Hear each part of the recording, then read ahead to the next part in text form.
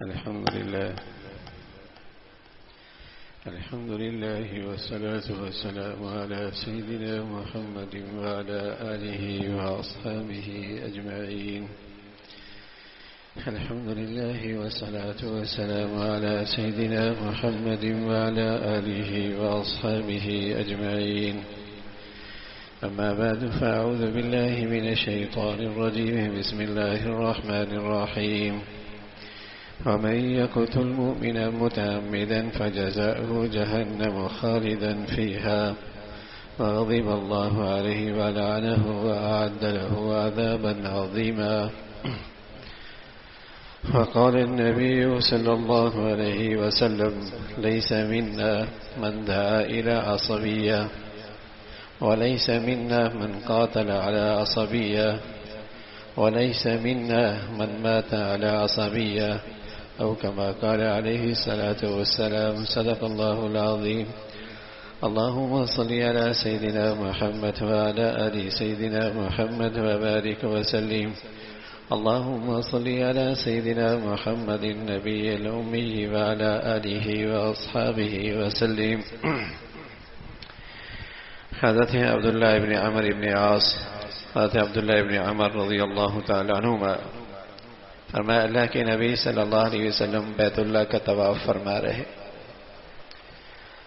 اور طواف کرتے کرتے بیت اللہ سے مخاطب ہوتے ہیں اور آپ علیہ الصلاۃ والسلام فرماتے ہیں: ما اطیبک، کیا تو پاکیزہ ہے، وما اطیب ریحک، تیری ہوا کتنی پاکیزہ ہے، وما اعظمک، تیری کیا شان ہے، تو کتنا عظیم ہے، وما اعظم حرمتک، اور تیری حرمت کتنی عظیم ہے۔ پھر اللہ کے نبی صلی اللہ علیہ وسلم فرمانے لگے: والذی نفس محمد صلی اللہ علیہ وسلم بیدی لحرمت المؤمن عند اللہ اعظم حرمت من مالہ ودمہ، او کما قال علیہ الصلاۃ والسلام۔ حضور علیہ الصلاۃ والسلام بیت اللہ سے خطاب کر کے فرمانے لگے: تیری ہوا بھی بڑی پاکیزہ، تیری شان بھی بہت بلند، تیری حرمت بھی بڑی عظیم، لیکن جس ذات میں میری جان ہے، جس کے ہاتھ میں اور قدرت میں اس کی قسم کھا کے کہتا ہوں کہ ایک مومن کی حرمت اور عظمت اللہ کے ہاں تجھ سے بھی زیادہ ہے۔ اس کی جان، اس کی مال، اس کی حرمت، اس کی عظمت تجھ سے بھی زیادہ ہے۔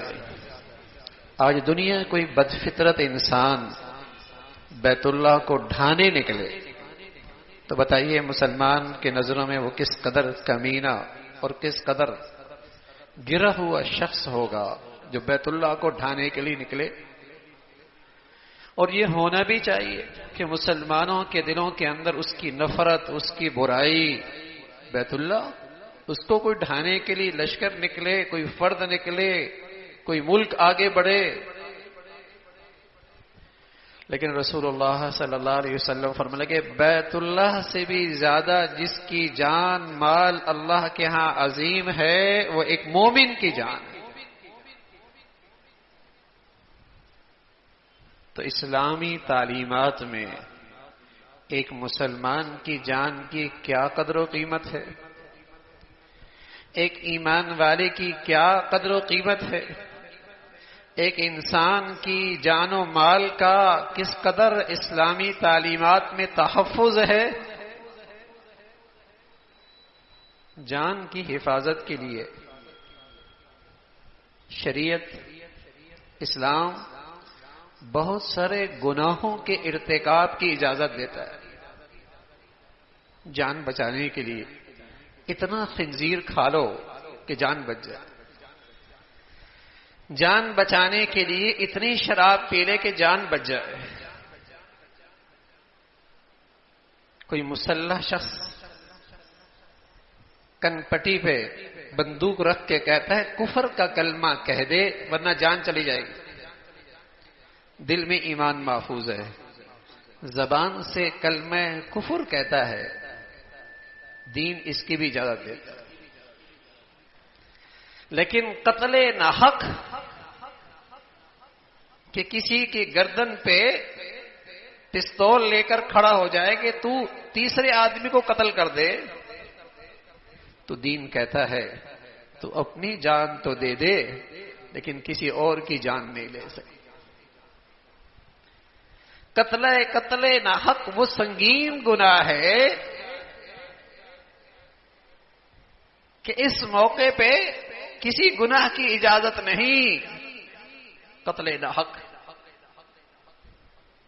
اسلامی تعلیمات، مسلمان کی جان کی قدر و قیمت آپ علیہ الصلوۃ والسلام فرمایا کرتے تھے کل قیامت میں سب سے پہلا معاملہ ہی اسی کا ہوگا کہ تو نے ایک انسان سے معاملہ کیسے کیا۔ سورہ النساء ہے، قرآن مجید کی آیت ہے،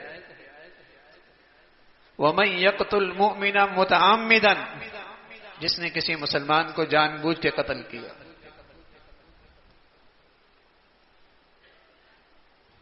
جس نے کسی مسلمان کو جان بوجھ کے قتل کیا، فَجَزَاؤُهُ جَهَنَّمُ خَالِدًا فِيهَا، ہمیشہ جہنمی ہے، ہمیشہ جہنمی۔ ہاں، کسی مسلمان کو جان بوجھ کے قتل کرنے سے آدمی اس دائرہ اسلام سے نکل جاتا ہے۔ اگر عصبیت کی وجہ سے، لسانیت کی وجہ سے، فرقہ واریت کی وجہ سے، اقتدار کی خاطر کسی مسلمان کا خون جائز سمجھتا ہے، حلال سمجھتا ہے، وہاں ایمان نہیں رہتا۔ پھر جیسے ایک کافر ہمیشہ جہنم میں رہے گا، جیسے ایک کافر مشرک ہمیشہ جہنم میں رہے گا، ایسی مسلمان اور صاحب ایمان کا قاتل بھی ہمیشہ جہنم میں رہے گا۔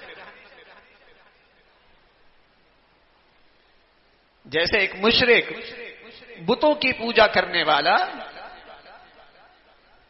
شرک کرنے والا، اپنے اندر کفر رکھنے والا، جیسے وہ ہمیشہ کا جہنمی ہے، ایسی ایک مسلمان کا قاتل جو اسے جائز سمجھے، حلال سمجھے،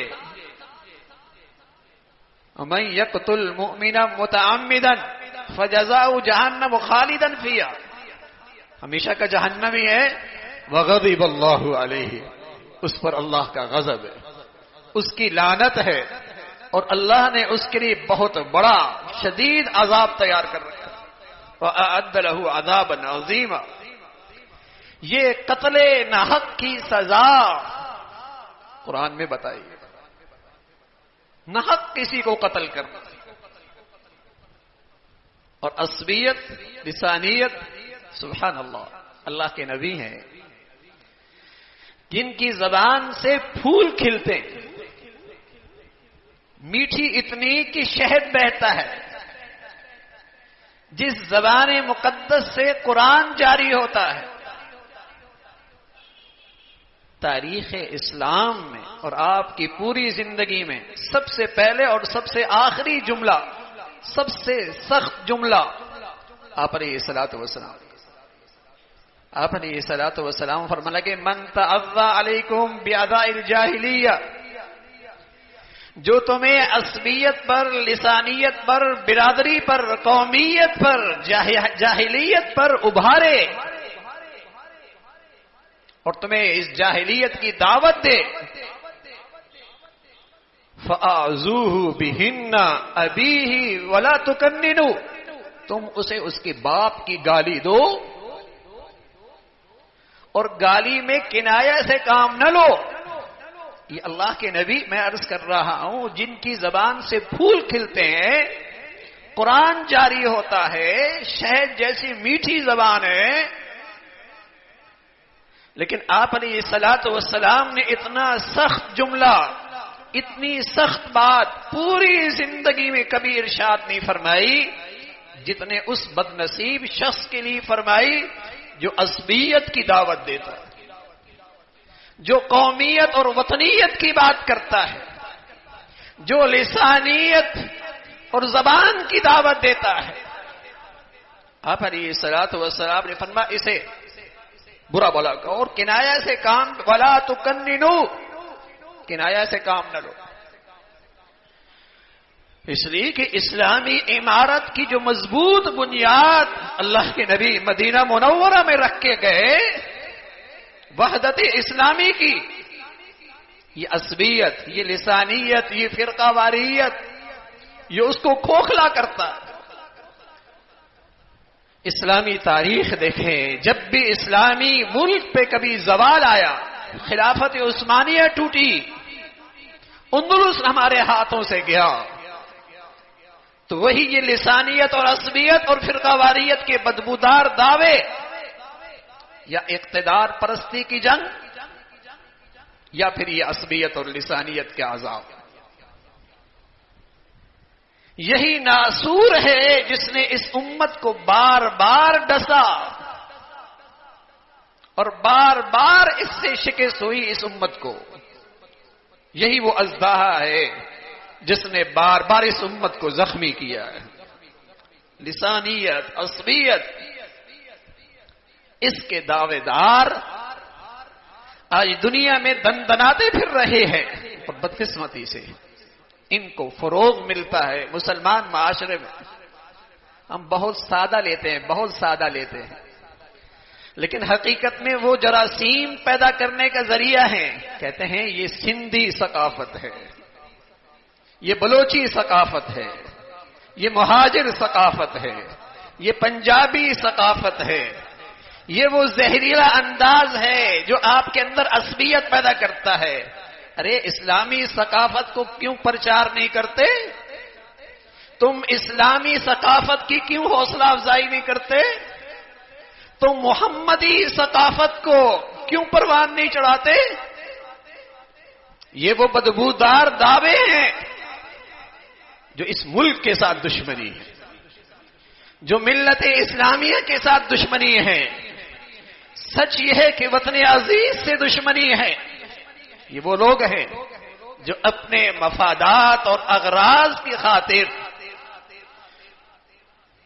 اس امت کو اور اس قوم کو کبھی فرقہ واریت میں، کبھی اقتدار کی ہوس کی جنگ میں، اور کبھی لسانیت اور عصبیت کی آگ میں جھونک رہے ہوتے ہیں، اور ہم ان کے پیروکار بنتے ہیں، اس لیے کہ ہم بھی اسلامی تعلیمات سے دور ہوتے چلے جاتے ہیں۔ روح نکلتی ہے نا تو جسم اپنا وجود برقرار نہیں رکھ سکتا۔ روح نکلتی ہے تو یہ جسم اپنی بقا، اس کے وجود خطرے میں آ جاتا ہے۔ روح جو نکلتی ہے اس کے آداب بکھرنے لگتے ہیں، سڑنے لگتے ہیں، وجود ختم ہو جاتا ہے۔ سچ ہے جب مسلمانوں کے اندر سے اسلام کی روح نکلتی ہے پھر یہ بکھرتے، پھر یہ تقسیم ہوتے ہیں، پھر لسانیت کا بت، عصبیت کا بت، اقتدار کا بت، فرقہ واریت کی آگ پھر اس معاشرے کو اپنے اندر نگل لیتی، سب جلا کے راکھ کر دیتی۔ اسلامیت ہو، اسلام کی روح ہو، مجال ہے ان بدبودار ناروں کے مسلمان قریب ہے۔ حضور علیہ الصلوۃ والسلام فرما کرتے تھے دعوها فانها منتنہ، چھوڑو ان کو، یہ بدبودار نارے رہے۔ یہ لسانیت کی بات، عصبیت کی بات، صبائیت کی بات، وطنیت کی بات، یہ بدبودار نعرے ہیں۔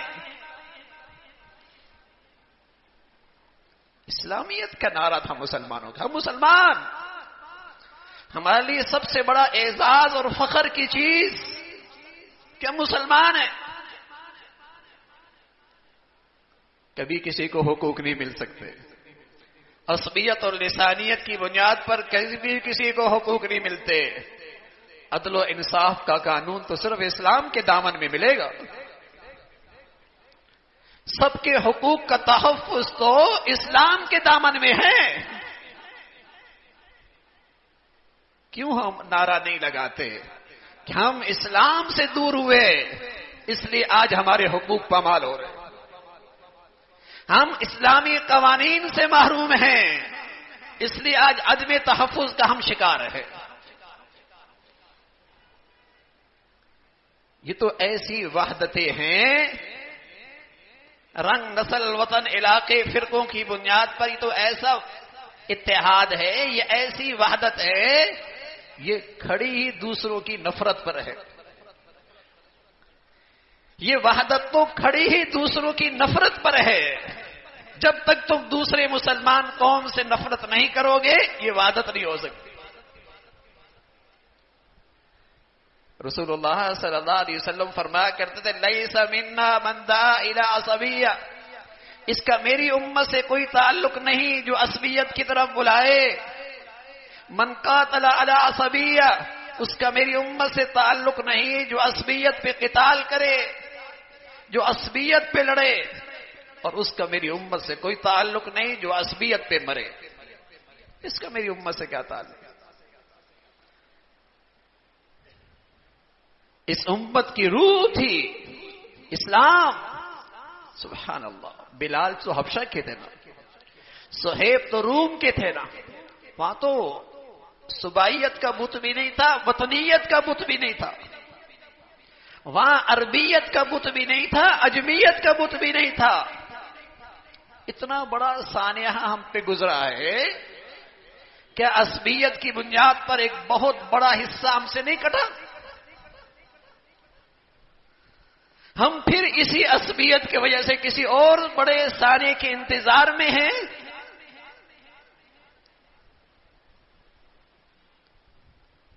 بدبودار نعرے ہیں. رسول اللہ صلی اللہ علیہ وسلم نے فرمایا عصبیت اس کا میری امت سے کوئی تعلق نہیں. اسلام تھا. سلیمان فارس سے تھے، صہیب روم سے تھے، بلال حبشہ سے تھے. کوئی قریشی تھا، کوئی بنو امیہ کا تھا، کوئی کالا تھا اور کوئی گورا تھا، اور کوئی کہاں کا کوئی کہاں کا. مدینہ کی گلیوں میں یوں لگتے جیسے سب ایک ماں باپ کی اولاد. روح موجود تھی نا ایمان اسلام کی. ہم تو قومی سطح پہ کوشش کرتے ہیں کہیں اس امت میں، اس قوم میں اسلام کی روح پھر زندہ نہ ہو جائے.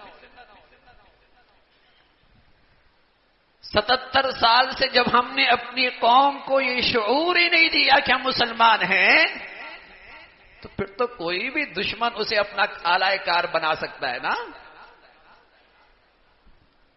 پھر اس کے لیے وہ کسی کے لیے بھی ہتھیار بن سکتا ہے. 77 سال سے کون سا قومی ادارہ ایسا ہے جہاں ہم نے اپنی قوم کو اسلام کا شعور دیا ہو؟ یا کون سا ذرائع ابلاغ ہے جس سے ہم نے قوم کو اسلام کا شعور دیا ہو؟ ہاں، فرقہ واریت بڑھائی ہے، نفرتوں کو، آگ کو غذا بخشی ہے، اقتدار کی ہوس اسے پروان چڑھایا ہے. تو اسلام تھا جو اس پوری امت کو ایک کرتا ہے. کوئی رنگ، کوئی نسل، کوئی علاقہ. انما المؤمنون اخوہ. سبحان اللہ. مسلمان اسلامی اخوت کی مبارک لڑی میں پرویا ہوا ہے. تو ایک مسلمان کی جان کی قیمت تو بیت اللہ کی حرمت اور عظمت سے زیادہ. لیکن آج مسلمان کی جان مال بے قیمت ہو گئی. کس کے ہاں بے قیمت ہو گئی؟ جس کے ہاں سے ایمان کی روح نکلی، جس کے ہاں سے اسلام کی روح نکلی، جس کے لیے مسلمان کی جان لینا ایسا جیسے ایک مٹکی کو مارنا. اس سے بھی آسان ہو گیا. اس سے بھی آسان ایک مسلمان کی، ایک انسان کی جان لینا ہے. قرآن مجید کا ارشاد ہے کسی انسان کی جان ناحق لینا، کسی انسان کی جان ناحق لینا، یہ پورے انسانی سوسائٹی کے لیے اتنا بڑا جرم ہے کہ یہ ایسا ہے جیسے ساری انسانیت کو ایک باری قتل کر دیا. جیسے روئے زمین کا جتنا انسان ہے اسے ایک باری قتل کر دیا. ایک انسان کی ناحق جان لے. لیکن یہ سبق تو ایمان کے ساتھ ہے، اسلامی تربیت کے ساتھ ہے، اسلامی تعلیمات کے ساتھ ہے نا. لیکن ہم نے تو اپنی پوری قوم کو اس سے بہت دور کر رکھا. ہم تو سمجھ بیٹھے کہ ناچ گانے ہی کے اندر ہماری ترقی ہے.